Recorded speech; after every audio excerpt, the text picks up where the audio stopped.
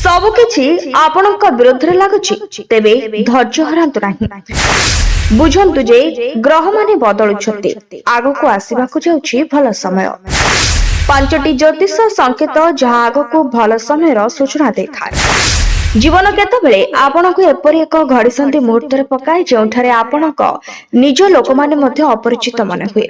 घरे द्वंद्व कार्य रे बाधा एवं प्रत्येक पदक्षेप बाधा अनेकଙ୍କ द्वारा अनुभव करा जायछि।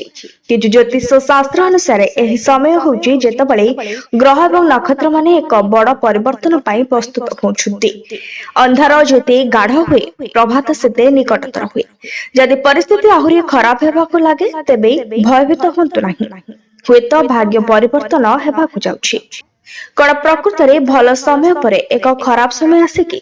ज्योतिष शास्त्र विश्वास करे जे प्रत्येक व्यक्ति कुंडली रे ग्रह मानकर गति समय रे परिवर्तन आने। जेतबेले शनि राहु किंबा केतु भली ग्रह प्रतिकूल स्थिति रे थांती जीवन संघर्ष वृद्धि पाए। किंतु जेतबेले एही समान ग्रह माने सेमानकर दिग परिवर्तन करंती परिस्थिति हठात सुधार हेबा आरंभ करे। कण संघर्ष एक संकेत हुए कि लोक माने प्रायतः भाबंती जे कष्ट केवल दुर्भाग्य किंतु ज्योतिष शास्त्र याकू एक प्रक्रिया बोली विवेचना करे।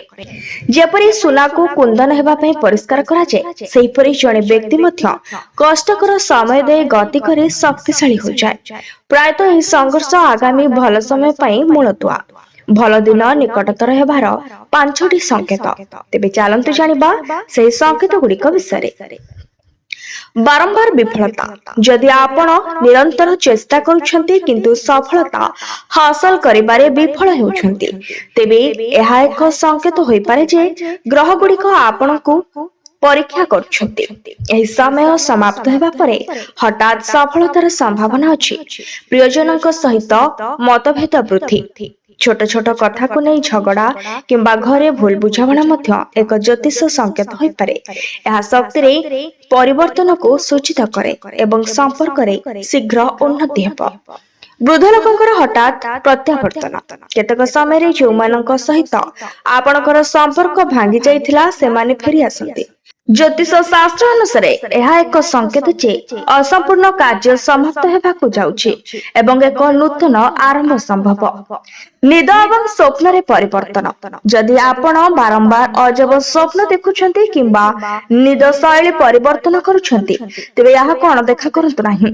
यह मन एवं ब्रह्मांड मध्य रे चालिथिबा परिवर्तनर संकेत होई पारे। मनर बारंबार अस्थिरता कोनोसी स्पष्ट कारण बिना मनर अस्थिरता मध्य परिवर्तनर संकेत। यह सूचाई था जे आपणकर शक्ति एक नूतन स्तर को स्थानांतरित हेउछि।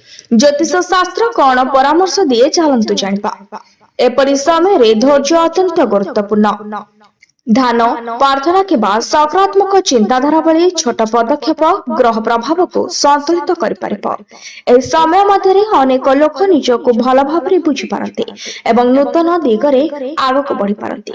Bureau report BNS live.